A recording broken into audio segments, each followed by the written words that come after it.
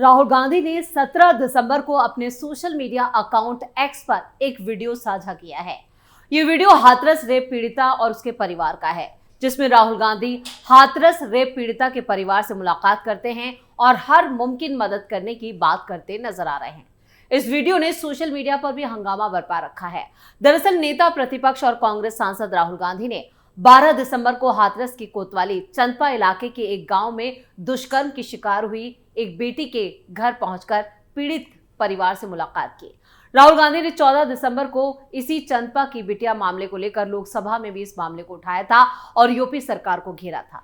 17 दिसंबर को राहुल गांधी ने हाथरस पीड़िता के परिवार से मुलाकात का ये वीडियो सोशल मीडिया एक्स पर जारी किया।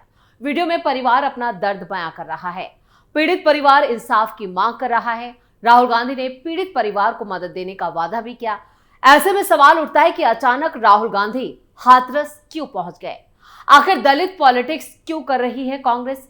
क्या सपा के वोट बैंक में सेंध लगाने की तैयारी में है कांग्रेस? इन्हीं तमाम सवालों का जवाब हम देंगे अपनी इस स्पेशल स्टोरी में। नमस्कार, आप सभी का बहुत बहुत स्वागत है। आप देख रहे हैं स्पेशल स्टोरी। मैं हूं परवीन शेख। यूपी में 2027 में विधानसभा चुनाव होने वाले हैं। इन चुनावों को लेकर सबसे ज्यादा जोश कांग्रेस में नजर आ रहा है। दिल्ली और बिहार में नए साल की शुरुआत में ही विधानसभा चुनाव है, लेकिन कांग्रेस का फोकस यूपी पर इतना ज्यादा क्यों है, ये समझने वाली बात है। जबकि यूपी में कांग्रेस का भविष्य कागज पर तो बिल्कुल भी नहीं है, जबकि दिल्ली में उसका आधार ज्यादा मजबूत है यूपी की तुलना में। यही हाल बिहार में भी कहा जा सकता है। ये सब जानते हुए भी अगर कांग्रेस नेता राहुल गांधी और प्रियंका गांधी वाड्रा उत्तर प्रदेश को प्रायोरिटी में रख रहे हैं, तो जाहिर है यूं ही नहीं होगा। इसके पीछे कुछ तो मकसद होगा कांग्रेस का, क्योंकि दिल्ली में निकल रही कांग्रेस की न्याय यात्रा में पहुंचने का टाइम राहुल गांधी को नहीं मिला, लेकिन संभल और हाथरस जाने का टाइम क्यों मिल गया? अब सवाल ये उठ रहा है कि उत्तर प्रदेश की इन यात्राओं के पीछे कांग्रेस की मंशा क्या है? क्या अखिलेश को घेरने की तैयारी में है कांग्रेस? कांग्रेस इस बात को अच्छी तरह से समझती है कि उत्तर प्रदेश में फतह हासिल किए बिना दिल्ली की गद्दी पर काबिज नहीं हुआ जा सकता है। कांग्रेस ये भी जानती है अगर उत्तर प्रदेश में जीत हासिल करनी है तो पहले समाजवादी पार्टी को ठिकाने लगाना होगा, यानी समाजवादी पार्टी के वजूद को खत्म करना होगा। आखिर समाजवादी पार्टी आज कांग्रेस के कोर वोटर्स की ताकत पर ही राजनीति कर रही है। उत्तर प्रदेश में समाजवादी पार्टी भी ये समझती है कि कांग्रेस अगर राज्य में जिंदा हो गई तो उसका अस्तित्व संकट में आ जाएगा। यही वजह है कि उपचुनावों में समाजवादी पार्टी ने कांग्रेस के साथ गठबंधन नहीं करने की रणनीति पर काम किया और कांग्रेस को यूपी से दूर रखा। हालांकि समाजवादी पार्टी को इसका नुकसान हुआ।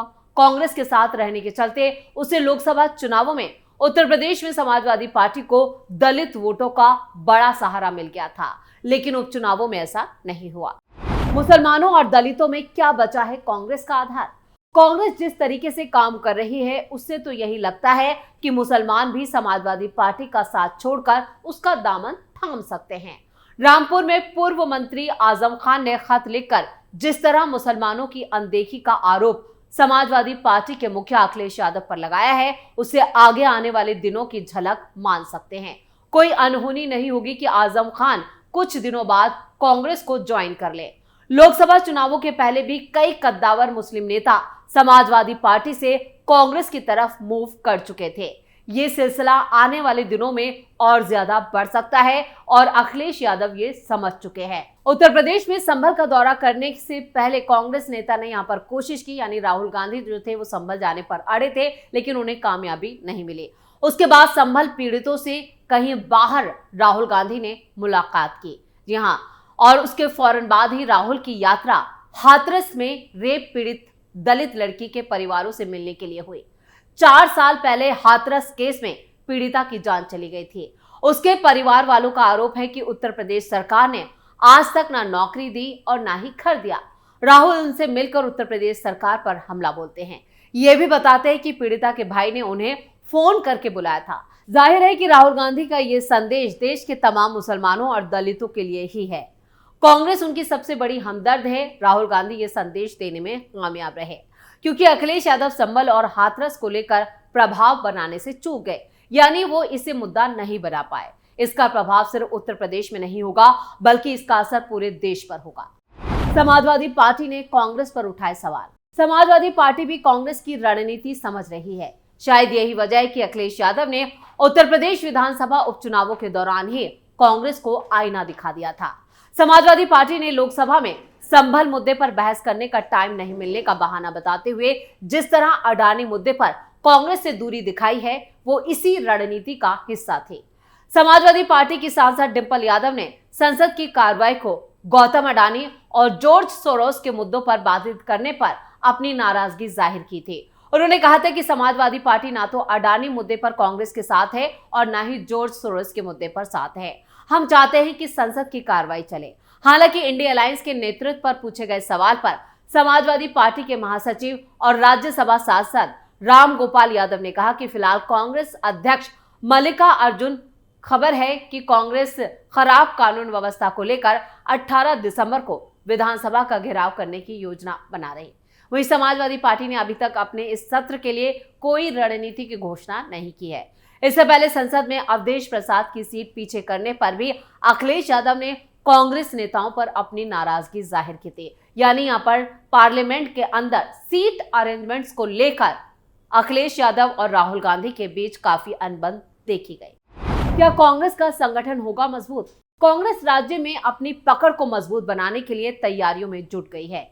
इसी तरह से इसे समझा जा सकता है कि कांग्रेस ने उत्तर प्रदेश में बड़े संगठनात्मक बदलाव की तैयारी करते हुए राज्य और जिला समितियों को भंग कर दिया।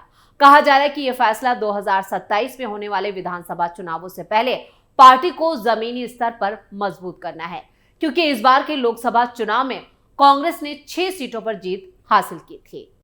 राहुल ने जारी किया हाथरस का वीडियो। राहुल गांधी ने हाथरस पीड़िता के परिवार से मुलाकात का वीडियो सोशल मीडिया एक्स पर जारी किया। वीडियो में परिवार अपना दर्द बयां कर रहा है। पीड़ित परिवार यहां पर इंसाफ की मांग कर रहा है। राहुल गांधी ने पीड़ित परिवार को मदद देने का वादा किया है।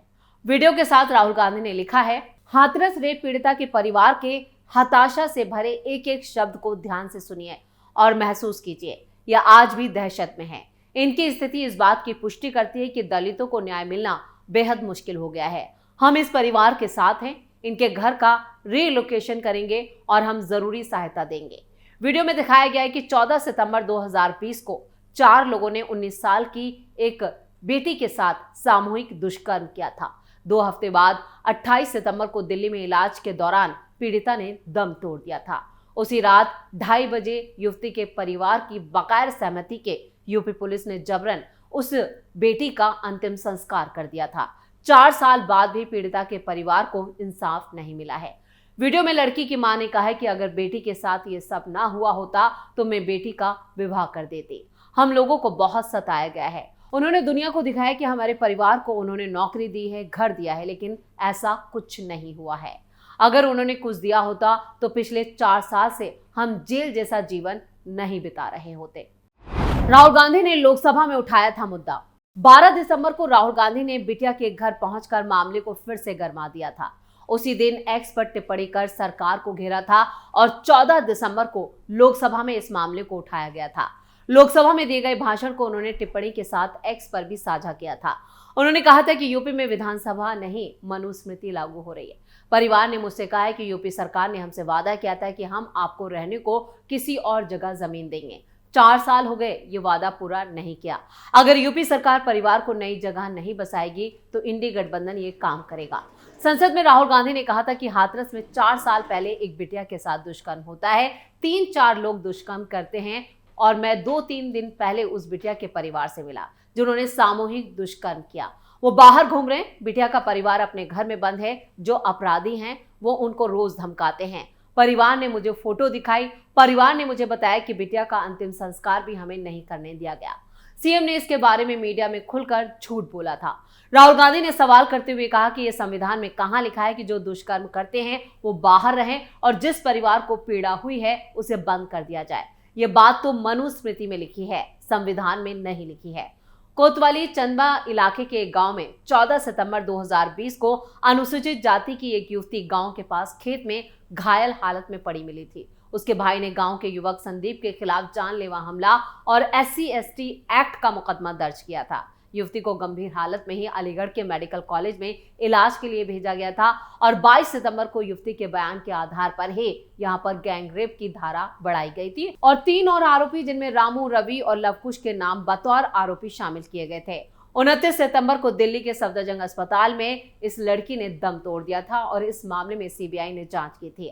अदालत ने इस मामले में संदीप को उम्र कैद की सजा सुनाई थी। दूसरे 3 आरोपियों को बरी कर दिया गया था, लेकिन ये परिवार अब भी दहशत में है और इसी दहशत को राहुल गांधी ने अपने वीडियो के जरिए दिखाने की कोशिश की है।